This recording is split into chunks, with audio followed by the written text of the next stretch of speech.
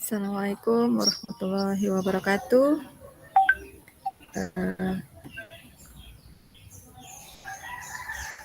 Perkenalkan, saya Erza Merlini dari SMP Negeri 1 Tualang.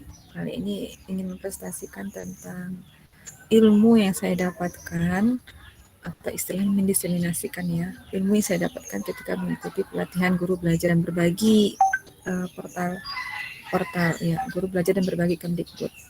Menurut saya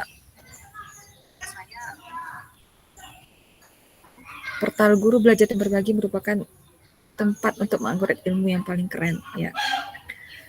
Baiklah, saya akan memulai presentasi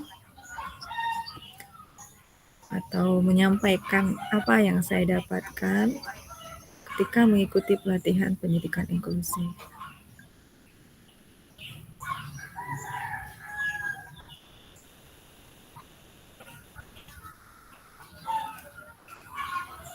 Oke.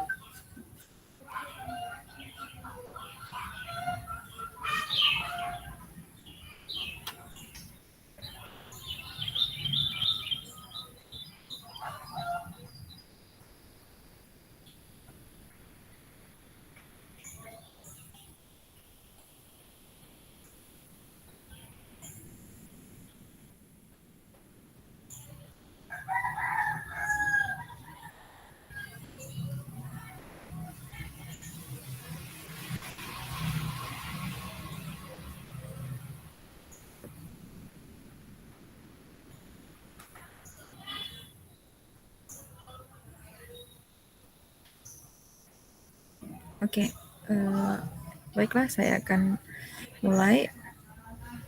Tadi sudah perkenalan ya, kita lanjut.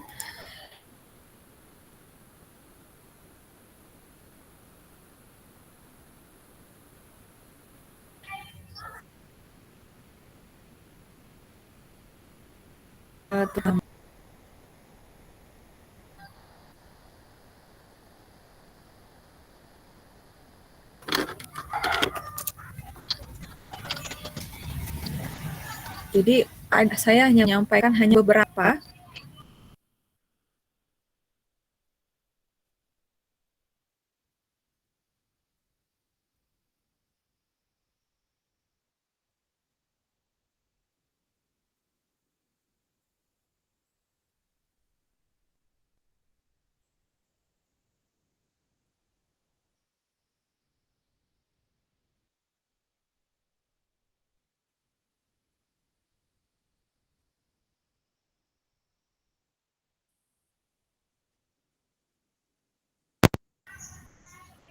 to work.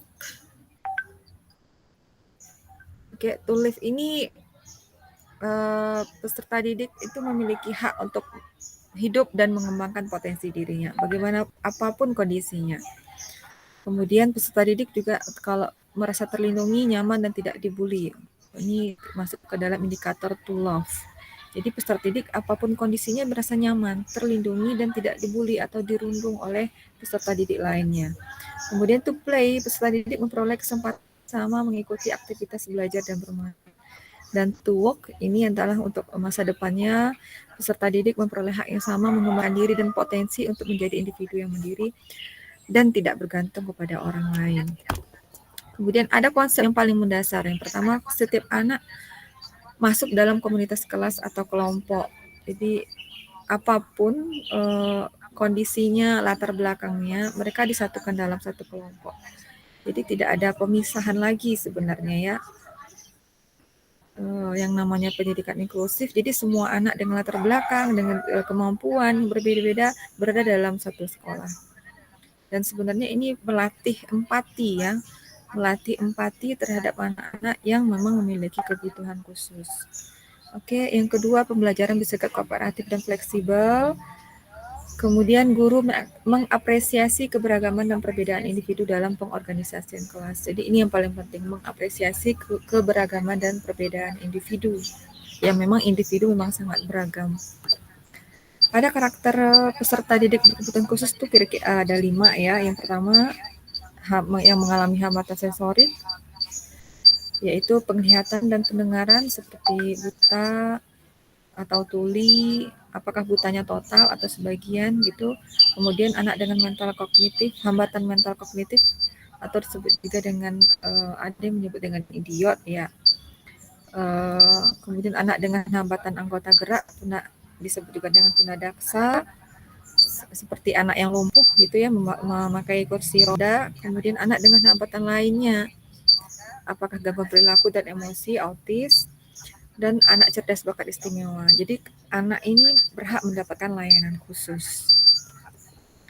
Kemudian ada intervensi dini. Apa yang dimaksud dengan intervensi dini? Ini intinya di sini sih guru itu mengidentifikasi, kemudian menangani secara langsung sehingga efek buruk dari masalahnya itu tidak tidak terjadi di kemudian hari gitu. Jadi mereka memiliki kekuatan dan keterampilan untuk mereka tumbuh dewasa untuk menjadi individu yang mandiri. Oke, ada 5 fokus intervensi, yaitu fisik motorik, kemudian kognitif, komunikasi, menolong diri sendiri, dan sosial emosi. Ini tergantung kepada kebutuhan. Misalnya anak yang sulit mengalami masalah perilaku, mungkin bisa kita latih dengan komunikasi. Oke. Selanjutnya yang perlu diperhatikan guru dalam melakukan intervensi. Yang pertama, kenalkan materi pelajaran yang baru secara perlahan, kemudian bantu anak memusatkan perhatian sebelum memberikan instruksi. Ini sangat penting untuk anak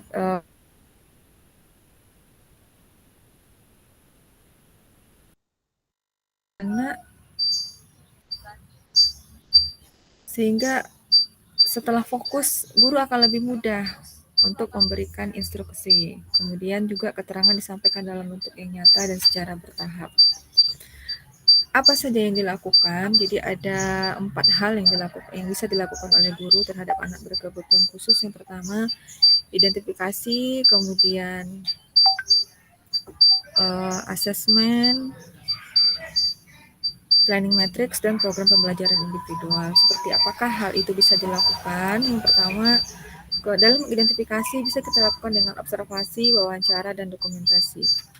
Jadi dalam observasi itu ada instrumen yang bisa membantu mengobservasi anak kebutuhan khusus apa yang mereka alami gitu, dan sehingga nanti layanan bisa kita berikan secara optimal. Dengan wawancara bisa juga misalnya dengan kedua orang tua, dokumen juga bisa misalnya dengan ada catatan psikolog mungkin atau catatan dari catatan kesehatan anak. Ini adalah contoh yang saya lakukan dalam melaporkan hasil identifikasi terhadap seorang anak. Jadi waktu itu pernah dilakukan pembelajaran tatap muka terbatas ya. Seingat saya waktu itu hanya 4 kali pertemuan. Jadi saya mengidentifikasi anak ini tangan dan kaki dengan gejala-gejala sebagai berikut. Tangan dan kaki sering tidak diam, sering meninggalkan tempat duduk, sering dalam keadaan siap bergerak, sering sulit mempertahankan perhatian, dan sering sulit mengatur tugas dan kegiatan. Sebenarnya anak ciri seperti ini banyak kita temui ya, walaupun tidak di sekolah inklusif, dan ternyata anak ini mengalami hambatan ADHD. Oke, bagaimana asesmennya? Jadi ada aspek yang kita inginkan terhadap ini, yaitu anak ini bisa memahami pelajaran dengan baik. Jadi ketika dia bisa mempertahankan perhatian dengan baik, biasanya bisa memahami pelajaran dengan baik. Dan bagaimana planningnya, ini planning matriksnya, berencana yang saya inginkan yaitu memberikan sugesti atau terapi jika memungkinkan ya, terapi dengan psikolog ya, atau dengan pembelajaran individual. Ini pembelajaran individual ini yang paling bisa dilakukan oleh guru. Dan ini merancang program pembelajaran individual. Ini setelah kita tahu indikatornya apa, indikator anak ini bisa kita ingin anak ini bisa mempertahankan perhatian dengan baik, karena saat ini memang kondisinya sulit mempertahankan perhatian ketika di kelas. Jadi sehingga tujuan jangka pendeknya ketika anak bisa mempertahankan perhatian, anak bisa lebih fokus dan konsentrasi dalam belajar. Kemudian tujuan jangka panjang, anak bisa fokus dengan keadaan yang dihadapinya. Jadi memang materinya memang melatih fokus anak ADHD, bisa kita latih dengan mungkin dengan motoriknya atau membantu membuat urutan kegiatan dan mendampingi berpikir reflektif. Jadi ini hanya sedikit ya dari hasil pelatihan yang saya dapatkan. Materinya memang luar biasa, sangat-sangat bermanfaat. Mudah-mudahan nanti bisa saya terapkan di pembelajaran. Terima kasih. Assalamualaikum warahmatullahi wabarakatuh.